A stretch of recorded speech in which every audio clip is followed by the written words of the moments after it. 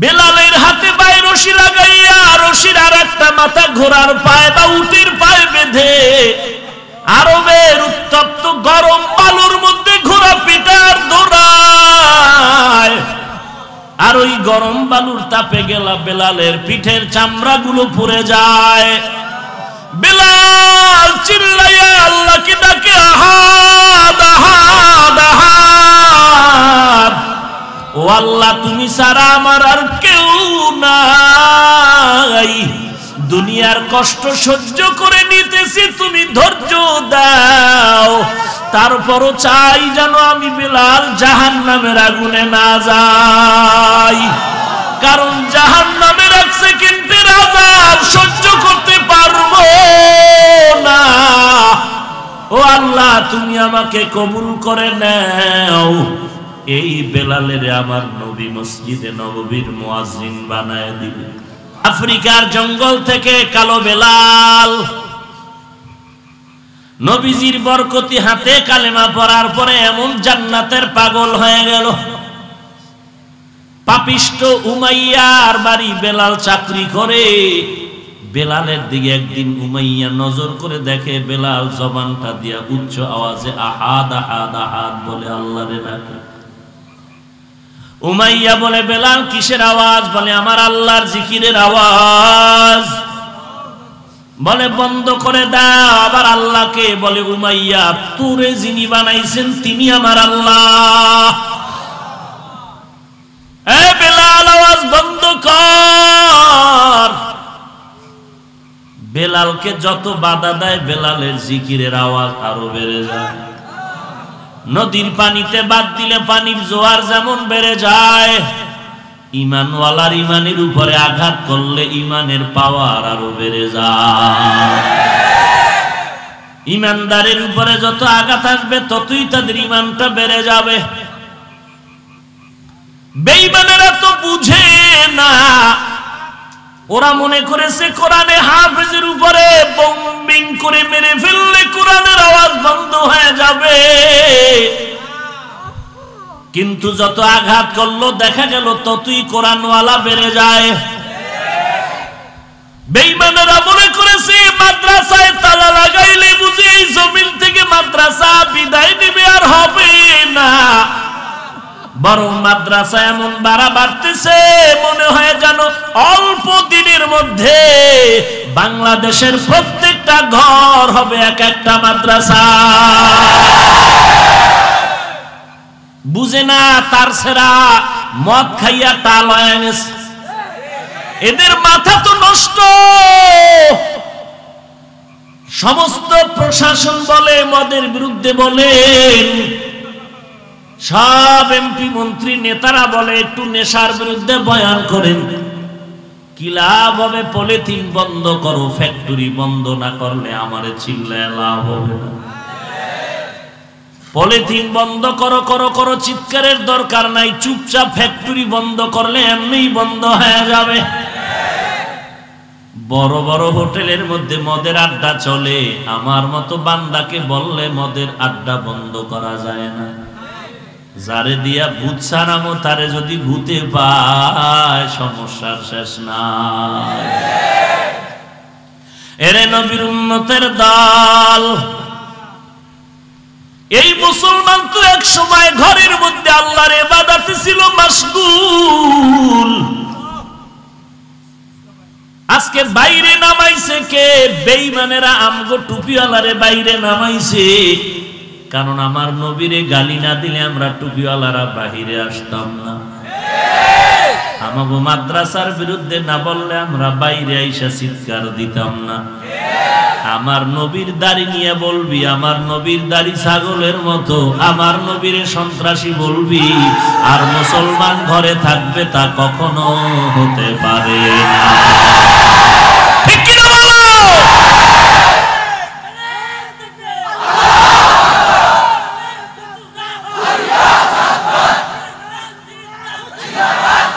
ভাইরা আমার, এরে নবীর উম্মতের দল, আমরা তো এই দেশের মুসলমান আদর্শবান নাগরিক, হিন্দুদের গালি দেই না, বৌদ্ধদের বিরোধিতা করি না, খ্রিস্টানদেরকে কিচ্ছু বলি না। ভারতের মধ্যে আজ মুসলমানের ইতিহাস বড় করুন, অথচ আমরা বাংলাদেশে হিন্দুদেরকে মনে হয় যেন মাথার মুকুট বানায় রাখতেছি। আমরা মুসলমান একটা উল্টা পাল্টা কথাও বলি না, কিন্তু যখন আমার নবীরে গালি দিবা, আমার টুপি ধরে টান দিবা, কোরআনের বিপক্ষে কথা বলবা, তখন আমাদের আওয়াজ দেওয়াটাই ঈমানের পরিচয়, চুপ থাকা হলো মুনাফিকের পরিচয়। এরে আল্লাহর গোলাম, ঈমানওয়ালার ঈমানের উপরে আঘাত দিও না, খবরদার। মুসলমান এমন একটা জাতি, এরা টাকার লোভে দৌড়ায় না, খানার লোভে দৌড়ায় না, সম্মানের চেয়ারের লোভে দৌড়ায় না। ওরা যেখানেই থাকে ওদের উদ্দেশ্য আমার মাওলা, ওদের উদ্দেশ্য আমার রাহমাতুল লিল আলামিন। আমার আব্বারে গালি দিলে সহ্য করে নেওয়া যায়, আমার পীরের বিরুদ্ধে দুই কথা বলবি সহ্য করে নেওয়া যাবে, আমার আল্লাহর আমার নবীর বিরুদ্ধে কথা বলবি, তোর বিচার না হওয়া পর্যন্ত মুসলমান ঠান্ডা থাকে না। একটু পেছন দিয়ে তাকায় দেখ শাহজালালের ইতিহাস। অস্ত্র লাগে না, অস্ত্র লাগে না, ছুরি লাগে না, দাও লাগে না, রায়েন্দা লাগে না, লাগে নাকি? কোন পিস্তলের দরকার নাই। সিলেটের জমিনে গৌর গোবিন্দের পতন হয়েছে ফজরের আজানের কারণে। তাহাজ্জুদের কান্না, ফজরের আজান, এটাই তো মুসলমানের ঈমানের অস্ত্র। আল্লাহ তাআলা বলেন, ওয়ালা তাহিনু ওয়ালা তাহজানু ওয়া আনতুমুল আ'লাউন ওয়া আনতুমুল আ'লাউনা ইন কুনতুম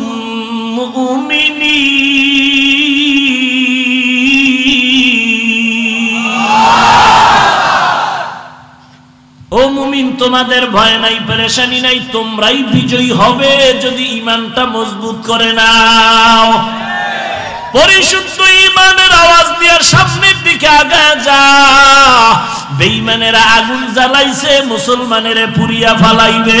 ইব্রাহিম নবীর ইতিহাসের দিকে নজর কর, ঈমানটা যদি মজবুত করে নাও, বেঈমানের প্রজ্বলিত আগুন হবে ফুলের বাগান। কি এর ভয় পাও? অস্ত্র লাগবে নাকি? কিচ্ছু লাগবে না, ঈমানের পাওয়ার নিয়ে চলো। রাতের বেলা তাহাজ্জুদের মুসাল্লায় দাঁড়ায়া চোখের পানি ছেড়ে কান্না করো, দেখবা আসমান থেকে ফয়সালা হয়ে যাবে।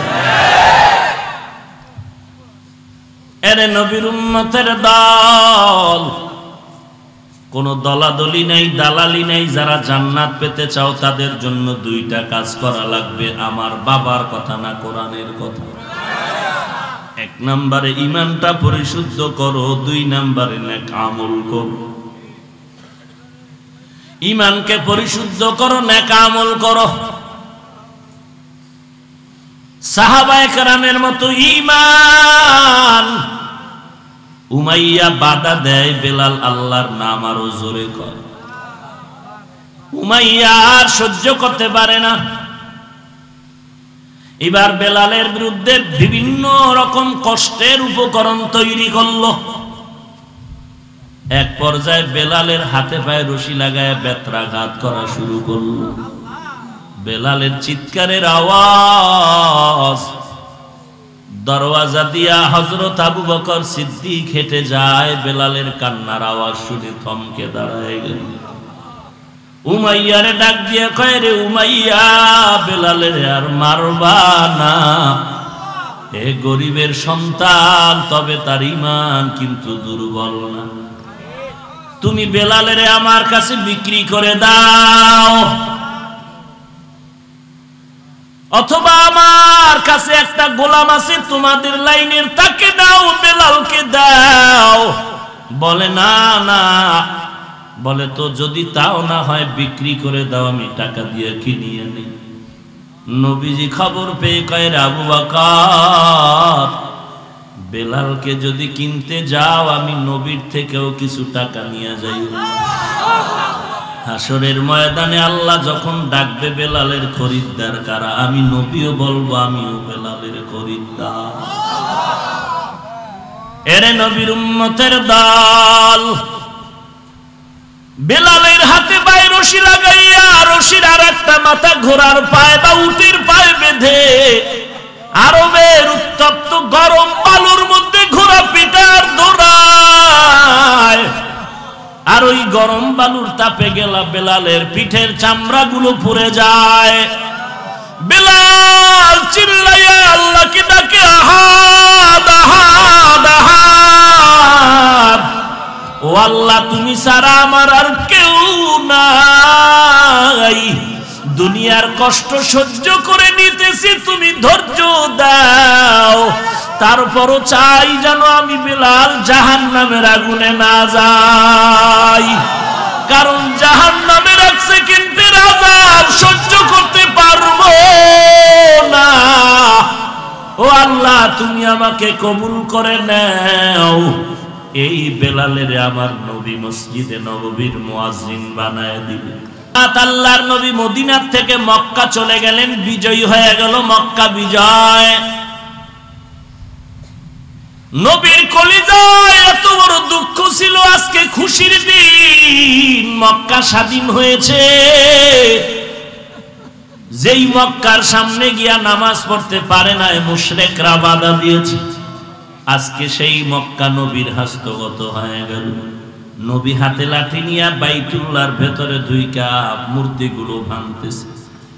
হযরত আলীকে বললেন জমজমের পানি দিয়া ধুয়ে দাও, আজ আমরা খুশির কারণে বাইতুল্লাহে স্বাধীনভাবে বা জামাত যোহরের নামাজ পড়ব। এতদিন পারি নাই, গোপনে গোপনে কষ্ট করে করে ওরা আমারে থাকতেই দিল না মক্কা, এখান থেকে আমাকে তাড়ায় দিল। আজ আল্লাহ মক্কা আমাদের হাতে এনে দিয়েছে, আজকে আমরা বিজয়ের নামাজ আদায় করব, বা জামাত ওপেন নামাজ পড়ব ইনশাআল্লাহ। সবাই রেডি হয়ে যাও, আজকে আমাদের নামাজ হবে মক্কা বিজয়ের নামাজ। আজ এই মক্কা বিজয়ের নামাজের আজান হবে একটা বিজয়ী আজান। কে দিবে আজকের এই বিজয়ের আজান? নবীজি মশওয়ারায় বসে গেলেন। সাহাবায়ে কেরামের মধ্যে একজন দাঁড়ায় বললেন, নবী আপনি এত পেরেশান কেন?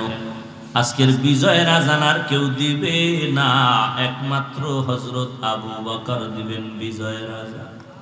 নবী আপনিই তো আবু বকরের গুণগান করেছেন আর বলেছেন কে সে আবু বকর? হিজরতের দুঃখিনী রাত, কষ্টের রাত, আপনি ঘর থেকে বেরিয়ে রাতের আধারে যখন আবু বকরের ঘরের কিনারায় গিয়া আস্তে করে ডাক দিলেন, আবু বকর লাব্বাইক ওয়া সা'দাইক ইয়া রাসূলুল্লাহ। নবী আশ্চর্য হয়ে গেলেন, গভীর রাত আস্তে করে ডাক দিলাম, আবু বকর আপনি কি ঘুমান নাই? আবু বকর চোখের পানি ছেড়ে কাঁদলেন আর বললেন, পয়গম্বর বহু আগে আপনি আমাকে বলেছিলেন আবু বকর হিজরতের সাথী তুমি আমার হবে, তুমি যেও না। অন্যান্য সাহাবায়ে কেরাম চলে গেছেন, আপনি আমাকে নিষেধ করেছেন আর ইশারায় বলেছেন আপনার সাথে আমি হিজরতের সাথী হয়ে যাব। আল্লাহর জাত ও সিফাতের কসম, ওই দিন থেকে আমি আবু বকর দিনের বেলা যত ব্যস্ত থাকি না কেন, রাতের বেলা যখন ঘরে এসে যাই, দরওয়াজার কিনারায় দাঁড়ায় দাঁড়ায় রহমাতুল লিল আলামিনের অপেক্ষায় থাকি। এক সেকেন্ড আমি ঘুমাই না, অপেক্ষায় কান সজাগ রাখি, কখন আমার মায়ার নবী এসে আবু বকর বলে ডাক দিবে। আমি যদি ঘুমায় যাই আর নবী এসে যদি ডাক দেয়, দেরি হয়, শত্রু এসে আমার নবীকে ধরে ফেলবে। আল্লাহর কসম আমি আবু বকর ঘুমাই না। নবী কিছুই বলতে পারেন না, চোখের পানি ছেড়ে কান্না করেন। আবু বকর বলে নবী আমি একা ঘুমাই না। তা না, আমার ছোট মেয়ে আসমা তিনিও ঘুমায় না, প্রতিদিন নাস্তা বানায়া বানায়া অপেক্ষা করে, হিজরতের পথে নাস্তা দিবে নবীকে, অপেক্ষায় ঘুমায় না। নবী কান্না করেন। আবু বকর বলেন নবী আমার মেয়ে আসমা ঘুমায় না, শুধু তাই না সফরের জন্য আমি 2টা উট কিনেছিলাম, বাহন হয়ে যাবে। একটু তাকায় দেখে এই উট 2টা খুঁটির গোড়ায় বেঁধে রাখছি, এরাও ঘুমায় না।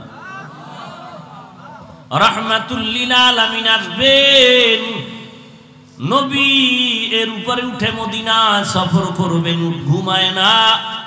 নবীজি কান্নার হালাতে বললেন আজকে আমার দুঃখের রাত, আমার মা নাই, আমার বাবা নাই। আমার দুনিয়াতে 2জন আপন লোক ছিল, আমার বিবি খাদিজা, আর একজন আমার আপন ছিল আমার চাচা আবু তালেব। যেই মক্কার মানুষ আমাকে দেখতে পারে না, এমন বিপদ। ওই সময় আমার আপন হয়ে বন্ধু হয়েছিল আমার খাদিজা। আমি হেরা পর্বতের গুহায় গিয়ে আল্লাহর ধ্যানে কাটাইতাম, মাঝে মাঝে দেখতাম খাদিজা ওই পাহাড়ে গিয়া নাস্তা নিয়ে হাজির হয়ে যেত। আমার আজ খাদিজাও নাই, আমার চাচা আবু তালেবও নাই, আমার মাও নাই, বাবাও নাই। ওরে আবু বকর তুমি আজকে আমার জন্য ঘুমাও নাই। এই গভীর কষ্টের রাত, আমার দুঃখের জিন্দেগির সফর, আমি বাইতুল্লাহর দেওয়ালটা ধরে ধরে কান্না করেছি আর বলেছি রে বাইতুল্লাহর দেওয়াল, মনে চায় না তোরে সারিয়া মদিনায় যাই। আল্লাহর অর্ডার হয়েছে, বেঈমানেরা আমাকে থাকতে দিল না রে কাবা। আজকে আমি কান্না নিয়ে যাই, এক সময় হাসি মুখে আবার বাইতুল্লাহে চলে আসবো। ওরে আবু বকর আজ এই দুঃখের রাতে আমি আল্লাহর কাছে দোয়া করি, আল্লাহ আবু বকরের সফর আজকে শুরু হয়ে গেল, মদিনা পর্যন্ত শেষ না। আবু বকরের সফর শেষ হবে জান্নাতের মেহমানখানায়। ও পয়গম্বর কেন আপনি পেরেশান হয়ে গেলেন? আজান দিবে আবু বকর আর কেউ না। নবী বলেন বসুন। আর একজন দাঁড়ায় গেলেন, দাঁড়ায় কয় নবী আজ মক্কা বিজয়ের আজান দিবে ওমর আর কেউ না। কারণ ওমরের কারণেই তো ইসলামের পতাকা উড্ডীন হয়েছে, ওমরের কারণেই তো আমরা ওপেন কালেমার দাওয়াত দিয়েছি। আপনি নবী বলেছেন ওমরের ব্যাপারে লাউ কানা বাদি নবিয়্যুন লাকানা ওমর।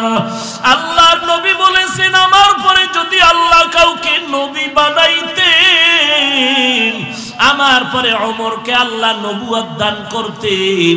ও আল্লাহর নবী আজকে আজান দিবে ওমর আর কেউ না। আল্লাহর নবী বললেন বসেন, আর একজন দাঁড়ায়া বলেন, আর একজন দাঁড়ায়া বললেন নবী আজ মক্কা বিজয়ের আজান কেউ দিবে না, আপনার সাহাবী ওসমান। কারণ আপনার 2 জন মেয়ে বিবাহ করেছেন ওসমান। আপনি নবী যে ওসমানের গুণগান করে বলেছেন লিকুল্লি নাবিয়্যিন রাফিকুন ওয়া রাফিকি আলী ফিল জান্নাতি ওসমানা।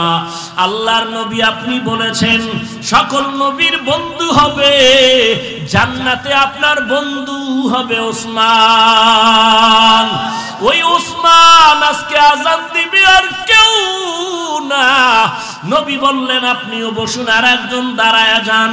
আর একজন দাঁড়ায়া বললেন পয়গম্বর আজকে মক্কা বিজয়ের আজান দিবেন হযরতে আলী আর কেউ না। কারণ যে আলীর জন্য আপনি দোয়া করেছেন, আপনি বলেছেন আনা দারুল হিকমা ওয়া আলিয়ুন বাবুহা, আপনি হলেন হিকমতের ঘর আর ওই ঘরের দরওয়াজা হলো হযরতে আলী। আজকে আলী আজান দিবে আর কেউ দিবে না। নবী বললেন আপনিও বসে পড়েন। নবী এবার চুপচাপ বসে আছেন। আল্লাহর নবী এবার অপেক্ষা করেন আজানের সময় মতো আল্লাহ কি ফয়সালা দিয়ে জিবরাইলকে পাঠায়। আল্লাহর নবী অপেক্ষা করতেছেন। আজানের সময় যখন ঘনিয়ে আসলো আল্লাহর নবী দেখেন জিবরাইল আমিন হাজির। জিবরাইল আমিন এসে সালাম দিয়া বলেন নবী, সিদ্ধান্ত আল্লাহর পক্ষ থেকে এসেছে, আপনাদের মশওয়ারা করেছে না। কেউ বলেছে আজান দিবে আবু বকর, কেউ বলেছে আজান দিবে ওমর, কেউ বলেছেন ওসমান, কেউ আলী। আল্লাহ তাআলার সিদ্ধান্ত এসে গেল আজকের এই মক্কা বিজয়ের আজান আবু বকরের কণ্ঠে হবে না, আজকের মক্কা বিজয়ের আজান ওমরের কণ্ঠেও হবে না, আজকের মক্কা বিজয়ের আজান ওসমানের কণ্ঠেও হবে না, আজকের মক্কা বিজয়ের আজান হযরত আলীর কণ্ঠেও হবে না।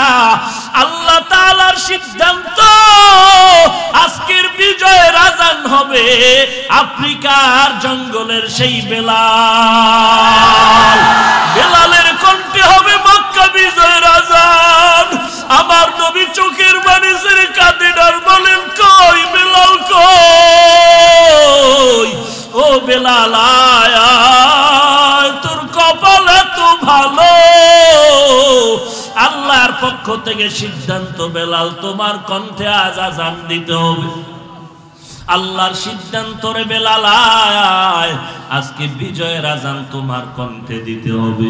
এরে নবীর উম্মতের দল, যেই বেলাল আল্লাহর নবীর কদম ছাড়ে না, যেই বেলাল আমার আল্লাহর গোলামি বন্ধ করেন, এত কষ্ট দুনিয়ার সব কষ্ট স্বীকার করে নিলেন, তারপরও আল্লাহর মোহব্বত ছাড়ে না।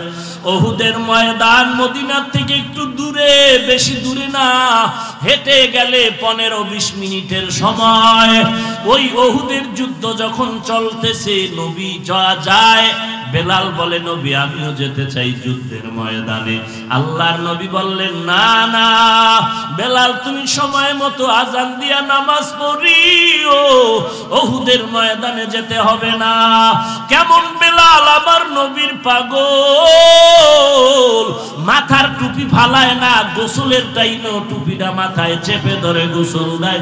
নবীজির সুন্নাত আমি মাথার থেকে ফালাবো। ওই বেলাল ওহুদের ময়দানে না যাইয়া নবীর আদেশের মানতে গিয়া মসজিদে নববীতে আজান দিচ্ছেন, হাইয়া আলাস সালাহ হাইয়া আলাল ফালাহ।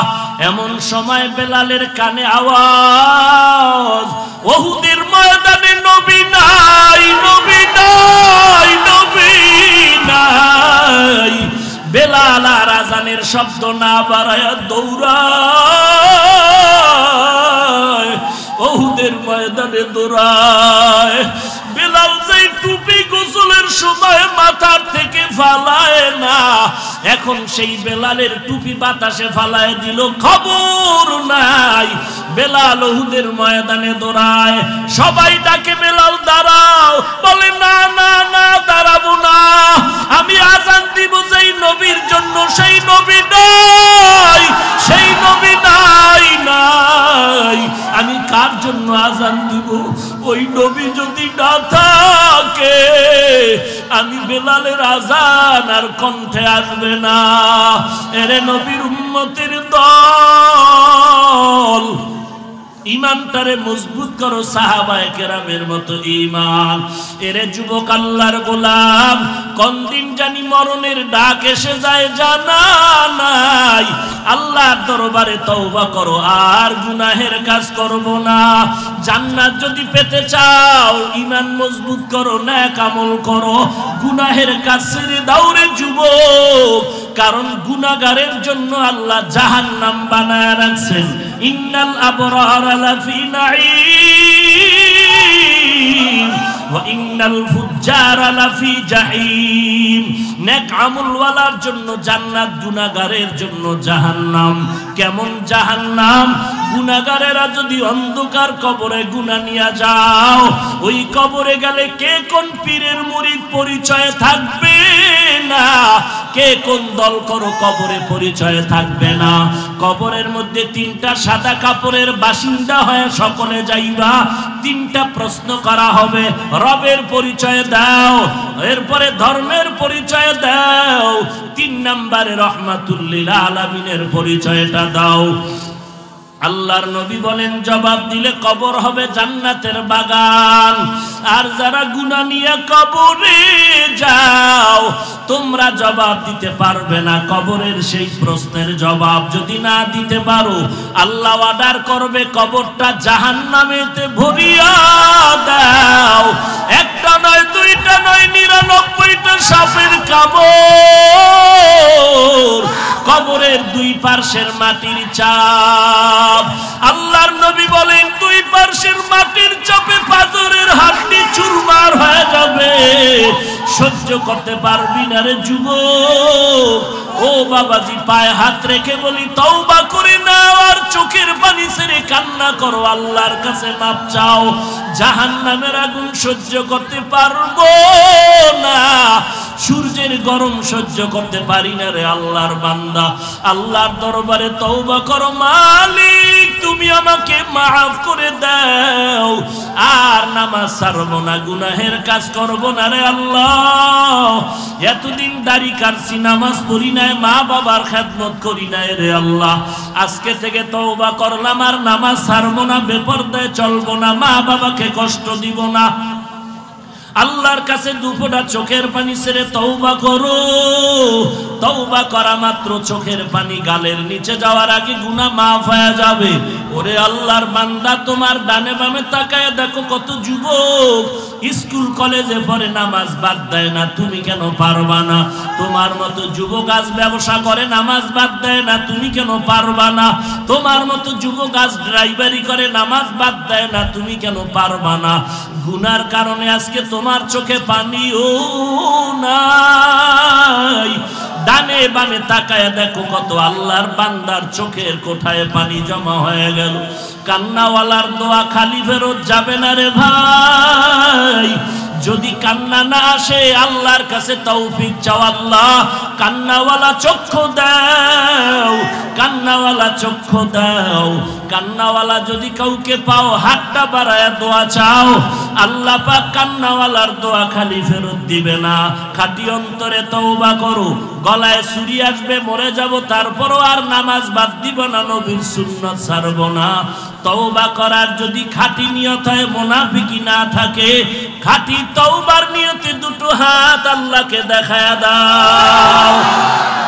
আয় আল্লাহ সবার হাত কবুল করে নেন, তওবা কবুল করে নেন, তওবার উপরে মজবুত হয়ে চলার তৌফিক দান করেন আল্লাহ। আয় আল্লাহ নেক আমলের আগ্রহ বাড়ায় দেন, গুনাহের প্রতি ঘৃণা জমায় দেন, আমিন। আলহামদুলিল্লাহি রাব্বিল আলামিন, والصلاة والسلام على سيد الأنبياء والمرسلين وعلى آله وأصحابه أجمعين يا أرحم الراحمين يا أرحم الراحمين يا أرحم الراحمين رب ارحمهما كما ربياني صغيرا। আয় আল্লাহ তাকায় দেখেন এই কাদা পানি বৃষ্টির মাঝে আপনার বান্দারা কি চায়। আয় আল্লাহ এত কষ্ট করে যুবকেরা মাহফিলের আয়োজন করেছেন, সারাদিন বৃষ্টি আর কাদা পানি, বসারও ভালো জায়গা নাই। দাঁড়ায়া দাঁড়ায়া দিনের কথাগুলো শুনলেন, আপনি কাউকে খালি ফিরাইয়া দিয়েন না রে আল্লাহ। আয় আল্লাহ টাকা চাই না, বাড়ি চাই না, জাহান্নাম থেকে মুক্তি চাই। আয় আল্লাহ গুনাহ করে জীবনটারে নষ্ট করেছি, গুনাহের কারণে আমার হাত না পাক, আমার জিহ্বা না পাক, গুনাহের কারণে আমার চোখ না পাক, আমার অন্তর না পাক। ও আল্লাহ, তওবা করতেছি, আর গুনাহ করব না, আর গুনাহ করব না রে আল্লাহ। তওবার দরজায় ফিরে আসছি, ফিরাইয়া দিয়েন না রে মালিক। গুনাহের কারণে ফিরাইয়া দিয়েন না। আমরা আপনার আদরের নবীর উম্মত, নবীজির মোহাব্বতে আমাদের গুনাহ মাফ করে দেন। আয় আল্লাহ, মাহফিল কবুল করে নেন, আলোচনার ভুল ত্রুটি ক্ষমা করে দেন, আমাদের ঈমান ও আমল মজবুত করে দেন। আয় আল্লাহ, 5 ওয়াক্ত নামাজি বানায় দেন, সারা দুনিয়ায় শান্তি দান করেন, বাংলাদেশ শান্তির দেশ বানায় দেন। আয় আল্লাহ, সহিভাবে কোরআন পড়ার তৌফিক দান করেন আল্লাহ। আয় আল্লাহ, গুনাহমুক্ত জিন্দেগি দান করেন, নেক আমলের আগ্রহ বাড়ায় দেন আল্লাহ। আয় আল্লাহ, মা বোনদের আবেদা পর্দানিশী বানায় দেন, ছেলে সন্তান নেককার বানায় দেন। প্রত্যেকটা মা বাবাকে নেককার সন্তানের মা বাবা হওয়ার তৌফিক দান করেন। আমাদের আওলাদ সন্তানগুলো দ্বীনের খাদেম বানায় দেন। আয় আল্লাহ, সমস্ত মুমিনদেরকে আপনি দ্বীনের খাদেম বানায় দেন। আয় আল্লাহ, উলামায়ে কেরামদের আমিন কবুল করে নেন, মুরব্বীদের আমিন কবুল করে নেন, ছাত্র ভাই যুবকদের আমিন কবুল করে নেন, মা বোনদের আমিন কবুল করে নেন। আয় আল্লাহ, হেদায়েতের নূর দিয়া সিনাটা ভরপুর করে দেন, কোরআন ও হাদিসের ইলমের নূর সিনায় দান করেন। সারা দুনিয়া ইজ্জতের সাথে খেদমতের জন্য কবুল করে নেন, চলার পথে হেফাজত করেন আল্লাহ। আয় আল্লাহ, আমরা যারা হাত তুলেছি, অনেকের মা নাই, অনেকের বাবা নাই, অন্ধকার কবর থেকে দোয়ার অপেক্ষা সন্তান। ওই মা বাবার চেহারাটাও কি মনে পড়ে না? ওই মা বাবার জন্য কি মায়া হবে না রে সন্তান? ও আল্লাহ, তাকায়া দেখেন কারা ইয়াতীম, গুনাহের কারণে দিলটা পাথর, চোখে পানি নাই। ও আল্লাহ, কান্নাওয়ালা চক্ষু দান করেন আল্লাহ, কান্নাওয়ালা চক্ষু দান করেন আল্লাহ।